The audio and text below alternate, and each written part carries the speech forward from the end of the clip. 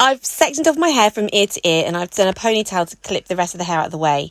I'm doing a side parting and then I'm going to clip that hair out of the way. I'm going to put lots of water through it and I'm going to do a diagonal parting starting from the original parting line and going backwards to give myself 2 triangles. Now from those parting lines I'm going to make sure that I comb the hair really neatly in both directions to get that crisp parting line and then clip that bit of hair out of the way. Now I'm going to do a Dutch braid. So to do a Dutch braid, we're going to need 3 pieces of hair and we're going to take the outside strands under the centre strand. So I've got 3 pieces of hair here. I'm going to take the outside strand under the centre strand and then the outside strand under the centre strand. Now I'm going to add some more hair from that parting line to that side strand and then take both pieces under the centre strand.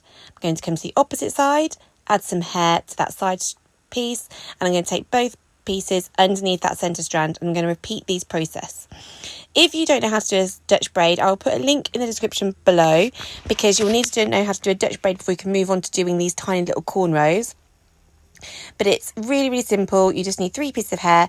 Just take the hair under the centre section, keep alternating from left to right, but every time you put some hair underneath that centre strand, add some hair to it first. So you're just scooping up the hair as you go and you're going to go all the way to the end of all of that hair that you have got free between that parting line and your ear.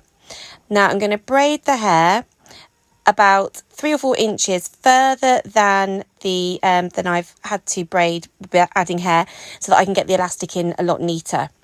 And then when I finish, I'm just going to give it a little tug so it gets it really tight to sit close to my head. Then I'm going to do the triangle section that I clipped away before. I'm going to come back to this side now and spray it with lots more water. I'm going to do a diagonal part and then do a clip and then do another ditch braid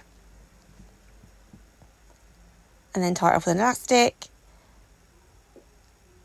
and then coming back doing another section, clipping the hair out of the way, doing another Dutch braid and then using an elastic, putting on some more water because I find it's much better to put lots of water in this than the style lasts for a long time.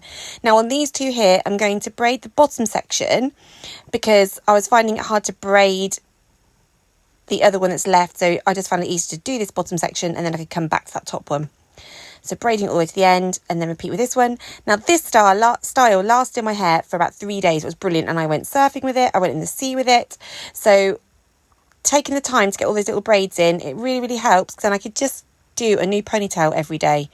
So it was really, really good for saving time. So I'm putting my hair into a ponytail, then I'm sectioning into 2 pieces, top half and bottom half. I've got the elastic already on my hand because I'm going to flip that top half over and then I'm going to put the elastic over the ponytail and then I'll have 2 bumps and then taking that top section, I'm going to curl it on my fingers and then tuck it into the elastic and then take that bottom section and curl it and tuck it into the elastic. I've got a video for a messy bun like this. I'll put a link in the box below as well.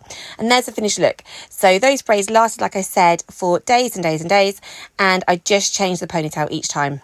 So I wore these braids on holiday for surfing. Where will you wear them? Let me know.